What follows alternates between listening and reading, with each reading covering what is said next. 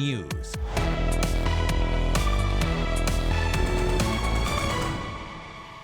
Good evening and thank you for joining us. I'm Austin Grabish. The province is reporting over 300 new cases of COVID-19 since Friday and 2 more deaths. Tonight, Manitoba's top doctor says he's concerned about the rate of virus transmission in the Southern Health region. As CBC's Bartley Kivas reports, that figure is more than double the provincial average.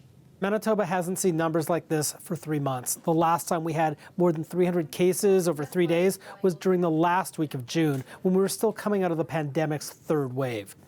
For the past 2 weeks, ending on Friday, the average case count in Manitoba hovered around 60 a day.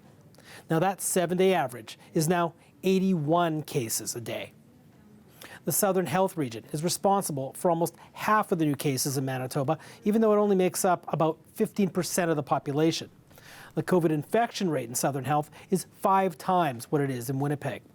Southern Health has the lowest vaccination uptake in Manitoba, some of the most vocal opposition to pandemic restrictions like the vaccination cards, and the Chief Public Health Officer, Dr. Brett Rusin, says he's concerned. More than half of the people being admitted to ICU, their first test related to COVID is on that day of admission. So there's people that are delaying being tested or out in community while very ill. Labs in Manitoba are processing around 2,800 COVID tests a day again. Now, not all of this is driven by COVID. A lot of other bugs are going around, like colds and RSV. Starting on October 18th, people who work in schools, healthcare, and other provincial public-facing roles either have to be vaccinated or take a rapid test up to 3 times a week. The province hasn't provided any numbers about how many more of these workers have gotten their shots lately. Some of them in Southern Health are going along with this plan, but they're telling immunizers they're not very happy about it. So it is very divided in our community and in our region, but I stick to my decision of getting vaccinated, and I believe that for the good of all, we should all be getting it. About 64% of eligible people in that Labroquerie Health District are fully vaccinated, compared to more than 80% of Manitobans overall. Bartley Kivas, CBC News, Winnipeg. A 26-year-old man has died after being shot over the weekend. It happened not long after midnight Saturday night. Winnipeg police were called to Salter Street and Flora Avenue after getting reports someone had been shot. Once they arrived, they found 26-year-old Joshua Jordan Paul Pash. Officers and paramedics tried to help him. They rushed him to hospital, but he later died. The homicide unit is investigating, and anyone with information is asked to call police or Crime Stoppers. The Catholic Bishops of Canada has issued an apology for the suffering Indigenous people experienced in residential schools.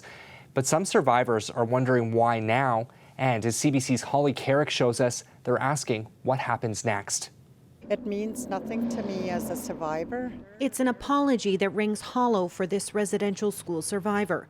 On Friday, the Canadian Conference of Catholic Bishops put out a statement acknowledging its participation in abuses at residential schools and the ongoing trauma those abuses have left on Indigenous people. But for Jerry Shingus, the apology fell short.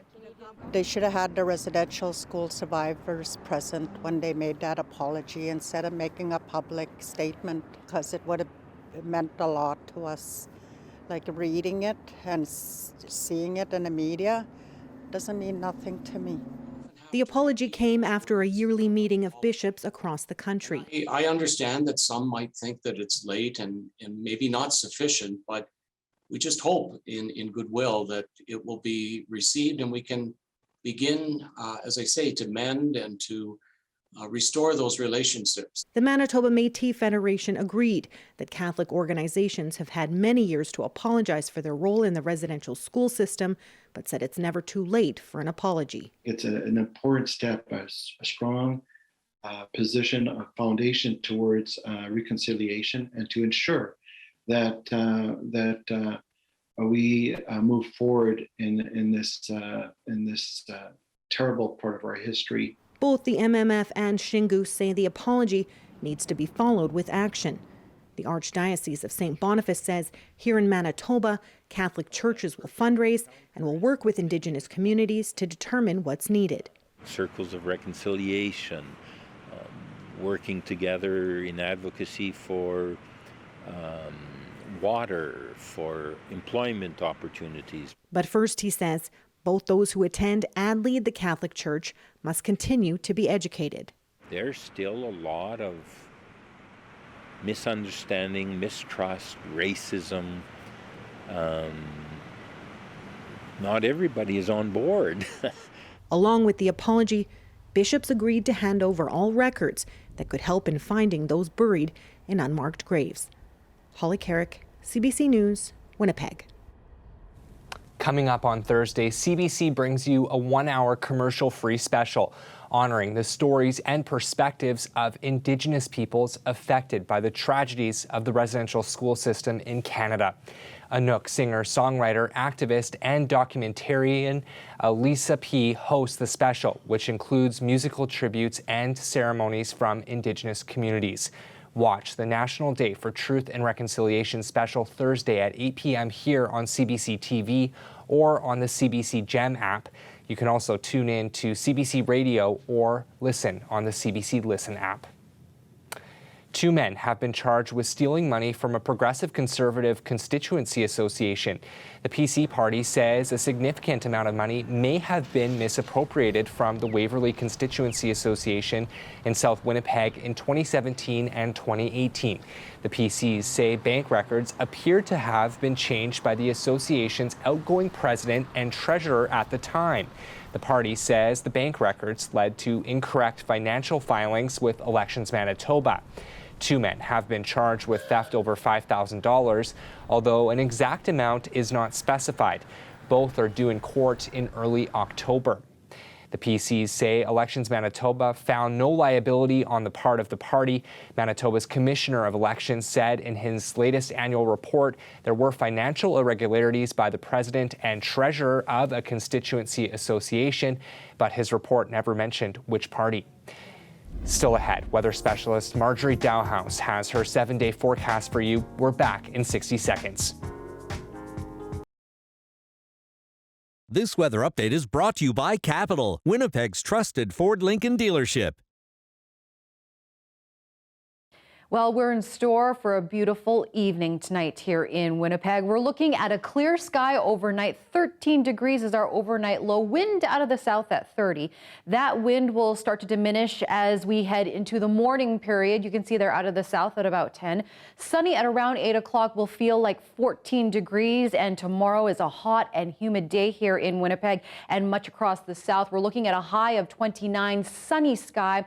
South wind at 20, and you can see there with the humidex feels like 32. You're going to see why we're expecting some sunshine here. We are seeing a ridge of high pressure here over Manitoba as we head into Tuesday, and that's pretty much right across the province. But come Wednesday, we're looking at a system that's going to come in from the west. You can see some cloud cover here. Looking in the late afternoon, could possibly bring some showers to southwestern Manitoba. 30% chance of showers here in Winnipeg on Wednesday. Temperatures, though, will remain above seasonal. We should be around 16 degrees for this time of year, but 29 on Tuesday, 25 on Wednesday, mix of sun and cloud. Thursday, 23, there's your 30% chance of showers. 22 on Friday, 22 on Saturday, and temperatures stay above seasonal as we head into next week. Not a bad fall. That is your news in 10 minutes. Thank you for joining us. We'll see you tomorrow.